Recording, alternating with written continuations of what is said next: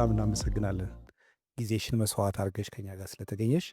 ይሄ ድምፀ ቤዛ የሬዲዮ አገልግሎት ፕሮግራም ነው። ዛሬ ስለ ልጆች አስተዳደግ ከአንቺ ጋር እንወያያለን። ስለ ልጆች አስተዳደግ ብዙ ልምድ፣ የትምህርት ዝግጅት እንዳደረግሽ እናውቃለን። ግን በዝርዝር የተወሰኑ ጥያቄዎችን እያነሳ እንወያያለን።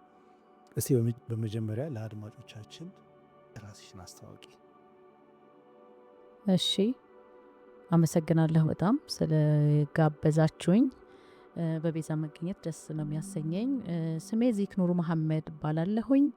የዚሁ የቤዛ ባፕቲስት አባል ነኝ።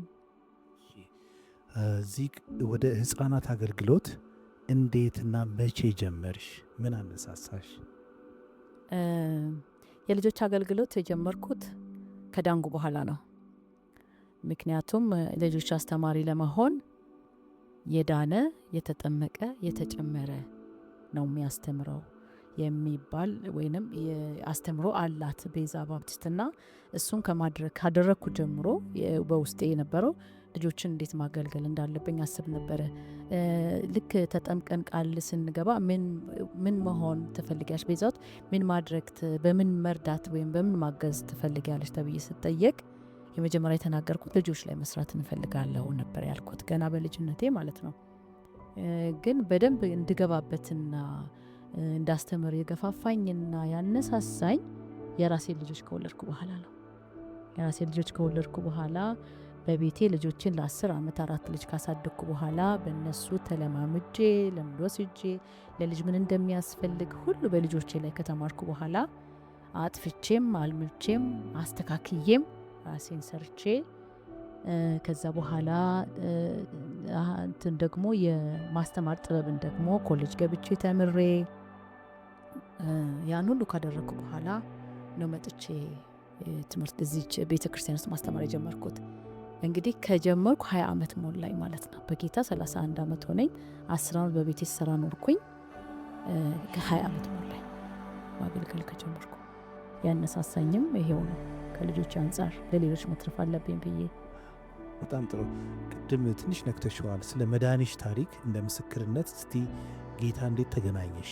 ዚክ፣ በሚገርም ሁኔታ ይሄ ነገር በጣም ደስ ያሰኘኛል መናገሩ ራሱ። ምክንያቱም የአዳዳኔን ጉዳይ እያነሳው ነው የሚመሰክረው።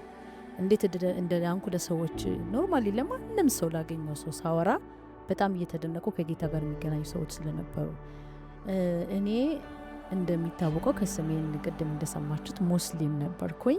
ከእስልምና ሃይማኖት ወደዚህ ስመጣ የሚያስደንቅ ነገር ሊሆን ይችላል። ነገር ግን በምድር ላይ ያለው ሰው ሁሉ በጨለማ ያለ ስለሆነ ወደ ብርሃን የሚመጣው ከዚህ ሳይል እግዚአብሔር የመረጠው ሁሉ ይመጣል እና እኔ መጣው። አመጣጤ ግን በሚገርም ሁኔታ አንድ ቀን ላይ ውስጤ መጽሐፍ ቅዱስን ኢየሱስን ማን ነው እሱ ማለት ጀመረ። በህልም መንገድ አየዋለው። ጀለቢያ ነጭ የለበሰ ሁሉ ይመጣል በህልሜ ይጎበኘኛል። አሞኝ ዳብሶኝ አድኖኝ ያውቃል። ማን ነው ይሄ ሰው ማለት ጀመርኩኝ። በኋላ ግን የሚያስተምረኝ በጣም ፈለግኩኝ። ከኢየሱስን የሚያሳየኝን ሳይሆን ግን የሚነግረኝ ብቻ ሆነብኝ። እኔ ደግሞ የሚያሳየኝን ነበር የፈለግኩት። ማን ነው? ምክንያቱም በእኛ ነቢላ ኢሳ ነብይ ነው፣ መለኮትነቱን አናምንም። ይሄንን አምላክ የሆነውን ኢየሱስን የሚያሳየኝ በቃ ከመጽሐፍ ቅዱስ ክፈቱና አሳዩኝ። ብዙ ቦታ ለፋው፣ ብዙ ሰዎችን አነጋገርኩ። እከፍላችኋለሁ ሁሉ ብዬ ጠይቄያለሁ። በገንዘብ አስተምሩኝ ብዬ ሁሉ አውቃለሁ። በእርግጥ እግዚአብሔር አይሳሳትም። ትክክለኛ ቦታ ሊያመጣኝ ፈልጎ ነው ያንን ሁሉ የዘጋብኝ እና ሰለሞን በለጠን አገኘሁት። እሱም የሱ ቸርች አልነበረም ሲያመጣኝ ወደ ቤዛ። በጠዋት ይዞ ይመጣ። እዚሁ ቀረው። ይኸው 31 ዓመት ሆነኝ ማለት ነው። በጣም ደስ የሚል ምስክርነት ነው። ቅድም በመጠኑ ከቤተሰብ ጋር በተያያዘ ወደ አገልግሎት እንደመጣሽ ከልጆች ጋር በተያያዘ ግልጽ አርገሽልናል። ግን በአጠቃላይ ስለ ልጆች አስተዳደግ ያለሽ የትምህርት ዝግጅት ወይም የመጽሐፍ ቅዱስ ጥናት ካለ ምን አይነት ዝግጅት አደረግሽ? ያው በጣም ጥሩ ነው። ልጆችን አስተማሪነት ከባድ ነው። አስተማሪ መሆን መጽሐፍ ቅዱስም ያስጠነቅቃል። ከየትኛውም አገልግሎት አስተማሪ መሆን ከባድ እንደሆነ ያሳየናል። አስተማሪ ሁሉም ሰው አስተማሪ መሆን አይችልም። አንደኛው ቅድም እንዳልኩ በተለይ ልጆችን የቤተ ክርስቲያን ልጆችን ለማስተማር የዳነ ሰው መሆን አለበት። የዳነ ብቻም ሳይሆን ደግሞ እውቀት የእግዚአብሔርን ቃል እውቀት ያለው ይህንን ሳነሳ ሚስ ዋርሊ የሚባለው አንድ እህት የዛሬ 15 ዓመት ካስተማሩን 10 ነጥቦች ካስቀመጡን ውስጥ በጣም በሚገርም ሁኔታ አንዳንዱን ባሳያችሁ ደስ ይለኛል። የልጆች አስተማሪ ምን መሆን እንዳለባቸው ለእግዚአብሔር ታማኝ የሆነ መሆን አለበት ብለውን ነበረ። በሚገባ አስምሩበት። ከመጽሐፍ ቅዱስ መለየት የለበትም ብለውናል። እንደገና የሚጸልይ ሁል ጊዜ ስለ ልጆቹም ስለ አገልግሎቱም የሚጸልይ መሆን አለበት። መሰጠት፣ መስዋዕትነት መክፈል አለበት። እየተሰጠ መሆን አለበት አሉ። መመስከር አለበት ለልጆቹም ለሌላም ሰው። ለመጽሐፍ ቅዱስ እውነት መሞት አለበት አሉ። ለማስተማር ጉጉት ያለው ሰው መሆን አለበት። አስተማሪ ሲሆን ሩህሩህ መሆን አለበት። ፍቅር ያለው ብቻ ብዙ ነጥቦችን አነሱልን እና ይሄ የእሳቸው የዛሬ 15 ዓመት ያስተማሩን ትምህርት ደግሞ በጣም ልጆቹን እንድወድና ማስተማርን እንድፈልግ ውስጤን ስላነሳሳኝ የወሰድኩት እርምጃ ቴዎሎጂ ትምህርት ቤት ገብቼ መጽሐፍ ቅዱስ መማር ነበረ እና ገባሁ። ተማርኩ 3 ዓመት። የበለጠ እውቀቱን አገኘው። መጽሐፍ ቅዱስን እንዴት መፍታት እንዳለብኝ፣ መነሳት ያለበት ለልጆች መመለስ ያለብኝ እንዴት መመለስ አለብኝ። የሚጠይቁት ጥያቄዎች ብዙ ነው ልጆች የሚጠይቁት። እነሱን እንዴት አንድል ማድረግ አለብኝ፣ ወዲያው የመጣብኝ መመለስ አለብኝ ወይስ ማጥናት አለብኝ፣ በልጆችስ ወርጄ እንዴት ማሳየት አለብኝ ለሚለው ትንታኔ ወሰድ ነበረብኝና 3 ዓመት ገብቼ ተማርኩ። ይሄ አዳበረልኝ ማለት ነው። በዛ መንገድ ነው ልጆች ፊት ነፃ ሆኜ መቅረብ የምችለው ማለት ነው። በጣም ጥሩ። ልጆች ምንድን ናቸው? ተረድተናቸው ይሆን? በአንቺ አስተሳሰብ ልጆችን አንቺ አብረሻቸው ብዙ ስታገለግይ ታያቸዋለሽ። ብዙ ጊዜ የተለያዩ ልጆችን በተለያየ እድሜ አይነትና ልጆች ምንድን ናቸው? ልጆች ሰዎች ናቸው። ጋሽ ፈራው ለልጆች በጣም መስዋዕትነት የሚከፍሉ ሰው አሉ፣ ጋሽ ፈራ የሚባሉ። እሳቸው ይሄን ያነሳሉ። ልጆች ሰዎች ናቸው። ማናችንም ልጆችን ስናይ ውስጣቸው ያለውን ሰው ነው ማየት ያለብን። የ6 ዓመት የ7 ዓመት ልጅ ውስጥ ጠቅላይ ሚኒስትር አለ፣ ዶክተር አለ፣ ኢንጂነር አለ። ብዙ በምድር ላይ ትላልቅ ሰዎች የሚያደርጉትን የሚያደርጉ ሁሉ እዛ ልጅ ውስጥ አለ ማለት ነው። ስለዚህ ልጅን ስናይ ሰው ነው። ያ ልጅ በእግዚአብሔር አምሳል የተፈጠረ ነው። ያ ልጅ ባል ያለው ሰው ነው። በቃ ልጅ እንደ ሰው ከታየ ሰው በልጆች ላይ አይሳሳትም፣ ይጠነቀቃል ማለት ነው። ሰውን እንደሚሰራ ያውቃል ማለት ነው። እና ልጅ ሰው ነው እላለሁ ባጭሩ። በጣም ጥሩ። ማስተማር መማር ነው ይላሉ ብዙዎች። ልጆች ስታስተምሪ እንደ እናት ምን አወቅሽ? ምን ተማርሽ? እውነት ለመናገር ኮሌጆች ገብቼ ከተማርኳቸው በላይ ከልጆች የተማርኩት ይበልጣል። መጀመሪያም ነግሬህ ነበርና ከራሴ ልጆች የተማርኳቸው ነገሮች ይበዛሉ። ልጆች ስህተትን ያርማሉ። ልጆች አይሳቀቁም። ሲናገሩ ፊት ለፊት ነው የሚናገሩት። አይዋሹም። እውነታውን ይነግሩሃል። ማንነትን ያሳዩሃል። መስታወት ናቸው ልጆች። በቃ አንተን እነሱ ውስጥ ታያገኛቸዋለህ። ማን እንደውም በልጆች ላይ ታያለህ። በገዛ ልጆች ውስጥ የራስን ባህሪ የራስን ድርጊት ታገኛለህ። የምታስተምራቸው ልጆች ውስጥም እንደዛው ነው የምታየው።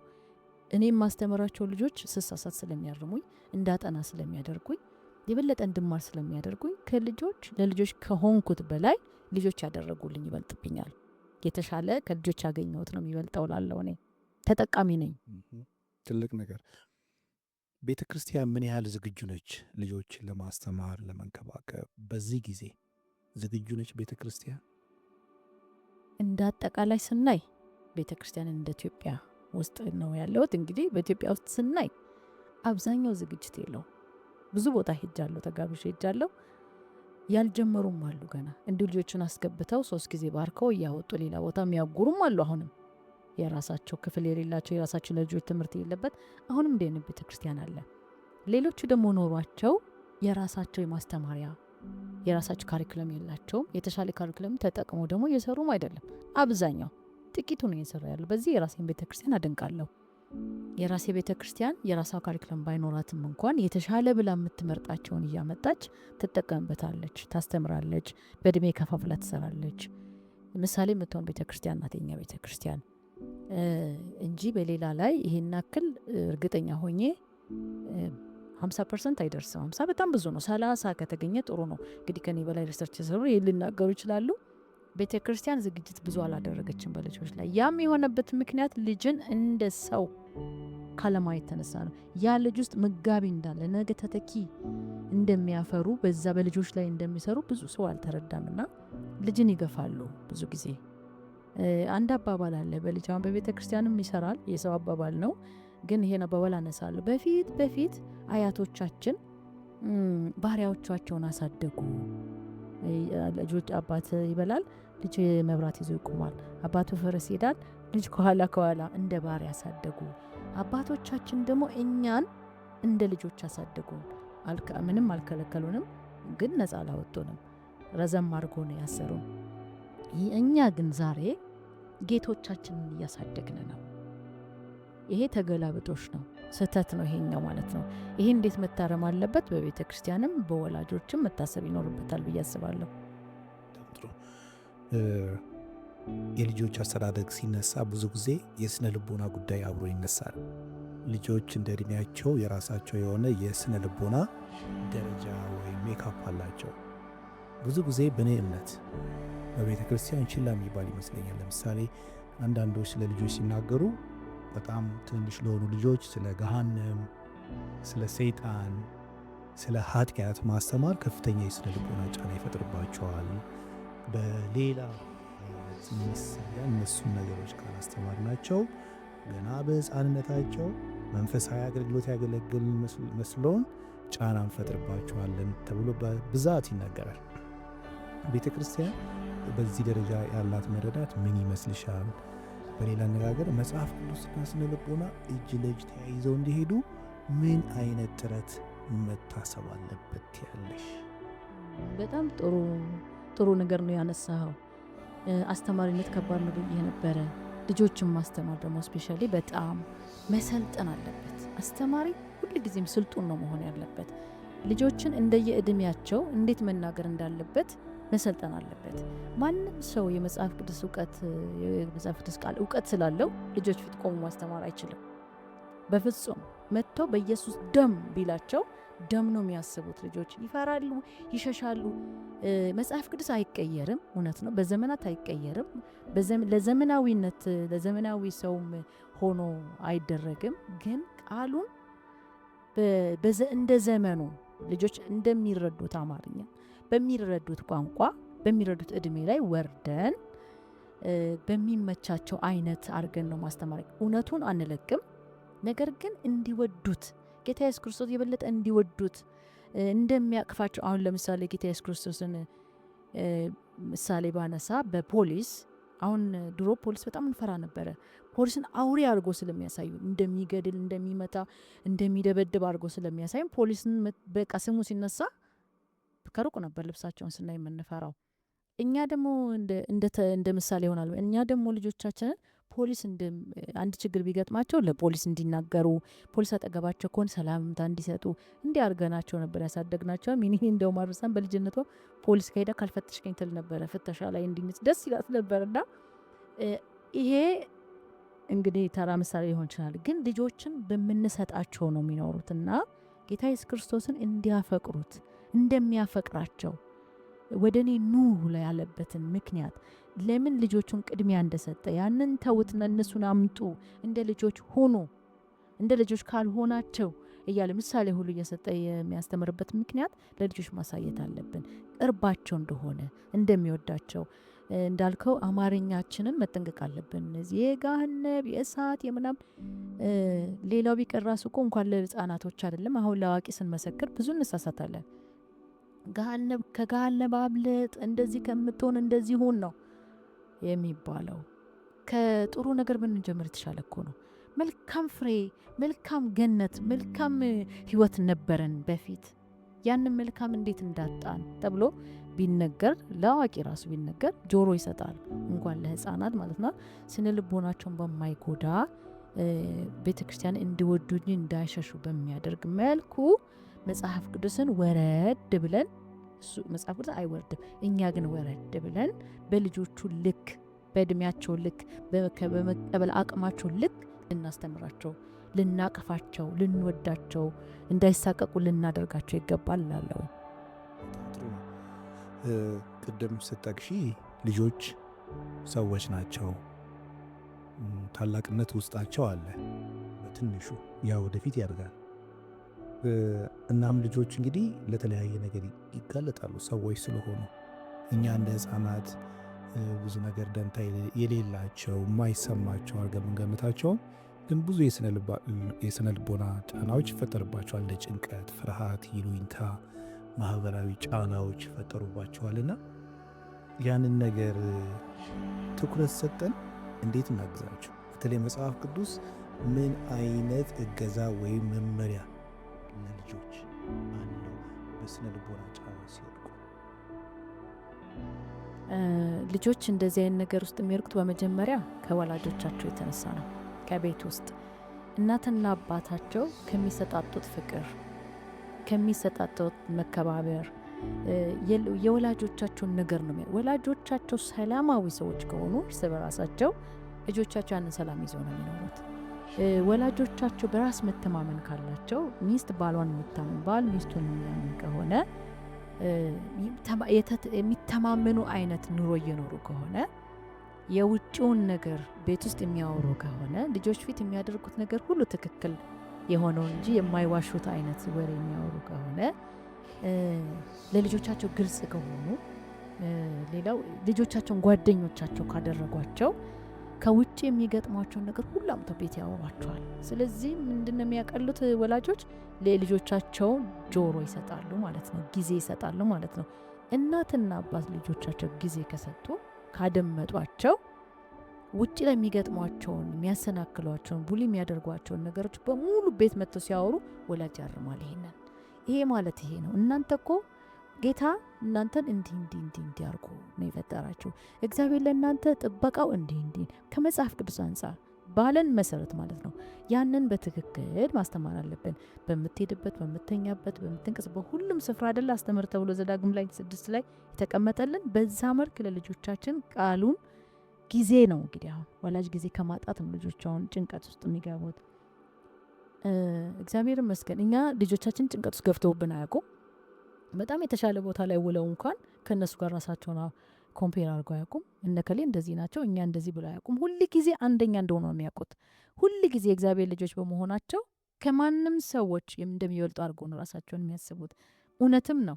የእግዚአብሔር መሆን ከምንም በላይ ነው። ከምንም ከሀብትም ከትምህርትም ከምንም በላይ የጌታ ልጅ ሆኖ መገኘት እንደሚበልጥ ለስነ ልቦናቸው ለሁለንተናዊ እድገታቸው ይህን ካስቀመጥንላቸው ነፃ ከሆነላቸው ወላጆች አስተማሪዎች የሚመጣውን ጥያቄ የሚያመጡትን ጥያቄ አረጋግቶ ቁጭ አድርጎ ካስተማር ናቸው ከዚህ ሁሉ ዓለም ከምትቀባበላቸው ልጆች እናተርፋለን። ከጭንቀት ከፍርሃት ዲፕሬሽን ይሄ ድብርት ውስጥ ገብተው በተለይ ድብርት ውስጥ የሚገቡ ልጆች አሁን ከ14 ዓመት ነበር የሚባል አሁን ከ9 ዓመት ጀምሯል ወረድ ብሎ ማለት ነው። ከ9 ዓመት ጀምሮ የሚመጣባቸውን ብቸኝነትን፣ ራስን መጥላትን፣ እኔ ማን ነኝ ብሎ ራስን መፈለግን እነዚህ ነገሮች ሁሉ የሚመልስላቸው ስለሚያጡ ነው ልጆች እንዲህ አይነት ነገር ውስጥ የሚገቡትና የመጀመሪያ አስተማሪያቸውና የመጀመሪያ ሐኪማቸው ወላጅ ነው። ከወላጅ በኋላ ነው ሁሉም ነገር እና እኔ መመክረው ወላጆች ለልጆቻቸው ጊዜ ይስጡ። ወላጆች ጥሩ ትምህርት ቤት ከሚፈልጉ፣ ጥሩ ምግብ ከሚያደርጉ፣ ጥሩ ልብስ ከሚያለብሱ በላይ ጆሮ ይስጧቸው። ጊዜ ለልጆቻቸው ይስጡ። ቁጭ ብለው ጓደኛ ያድርጓቸው። ከነዚህ ጭንቀት ሁሉ ቴክኖሎጂ ቤት ድረስ ከሚያመጣቸው ከስክሪኑ ውስጥ ከሚያጋጥማቸው መከራ ያተርፏቸዋል ብዬ እላለሁ። በጣም